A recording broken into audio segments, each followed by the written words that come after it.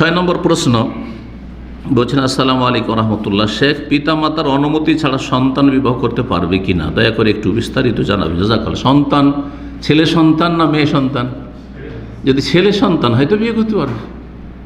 পিতামাতার অনুমতি নেওয়া সেই ক্ষেত্রে ফরজ নয়, মানে বিয়ে তার উপর নির্ভরশীল নয়। একজন সাবালক ছেলে সে নিজের চয়েসে বিয়ে করতে পারে, বাবা পরামর্শ দিক আর না দিক, তবে পরামর্শ বাপ মায়ের কাছে নিয়ে নেওয়া এটা পারিবারিক দিক থেকে উপকারী।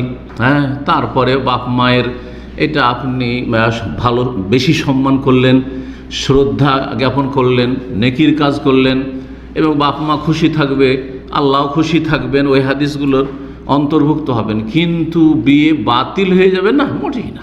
সাবালক ছেলে বিয়ে করেছে, কিন্তু মেয়ে যদি 80 বছরের হয়, বলছে আমি 70-80 বছর বয়স, 50 বছর বয়স, আমি আবার বাপকে কি জিজ্ঞাসা করবো, আমি আবার আমার ভাইকে কি জিজ্ঞাসা করবো, অলিকে কি জিজ্ঞাসা করবো, আমি নিজেই বিয়ে বসবো কোর্টে গিয়ে, হারাম, বিয়ে হবে না।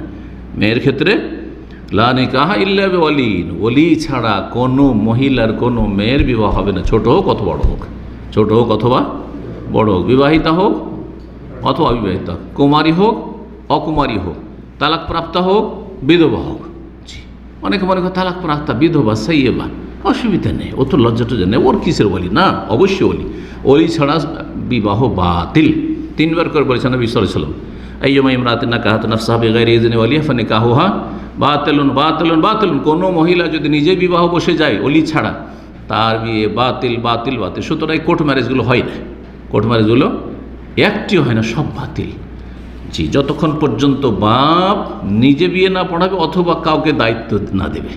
উকিল বানায় যদি, বাপ যদি বলে যে আমি অসুস্থ বাবা, আমি যেতে পারবো না, আমি এখান থেকে টেলিফোনে বলে দিলাম উকিল সাহেবকে, অ্যাডভোকেটকে আমার মেয়ের বিয়েটা, বা কাজী সাহেবকে রেজিস্ট্রেশন করিয়ে দিই, তাহলে হয়ে যাবে, কারণ অনুমতি হয়ে গেছে। জি।